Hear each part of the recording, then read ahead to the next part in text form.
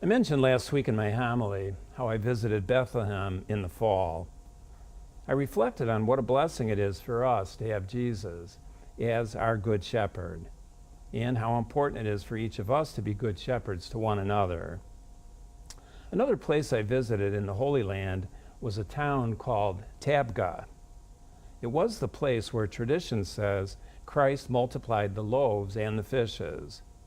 Today's gospel passage is one of the 5 passages in the Gospels where this story is told in one form or another.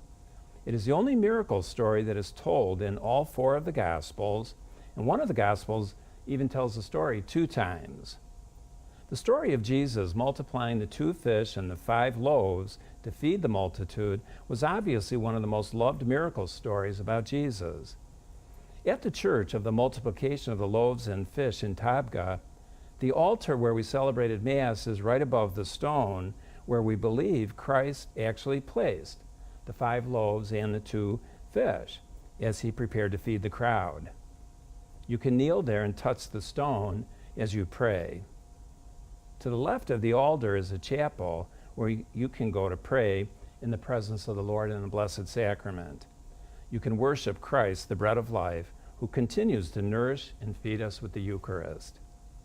Similar to the story in today's first reading about Elisha feeding the 100 people with 20 barley loaves, in our gospel reading, Jesus takes 5 barley loaves and 2 fish to feed 5,000 plus people.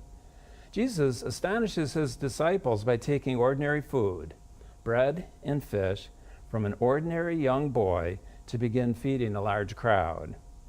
The disciples help Jesus to feed the crowd, and at the end of the meal there is an abundance of leftovers. Jesus had trust and faith in his Father to make all this happen, and the results were astounding. If you hope to accomplish things in life, you need faith and trust in God as well. It is one of the more important lessons he wanted his disciples to learn. At times we think we're not capable of doing what needs to be done. Like Jesus, we need to have faith and trust in God if we hope to accomplish things in life. At my parish, we recently raised over $25,000 to sponsor a program in the fall called Feed My Starving Children. 500 volunteers from the parish will gather in our social center over a 24-hour period to prepare over 120,000 nutritional meals for needy children in developing nations. When we did the program the last time, the meals were shipped to children in Haiti.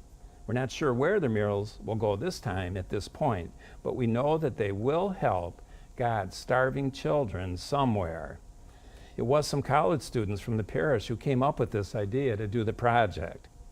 Some people doubted we could do it, but we soon will do it, thanks to the generosity of people and their great trust in the amazing grace of God. Ask God to help you today in your home to do whatever you need to do to either help yourself, your family, or some individuals in need.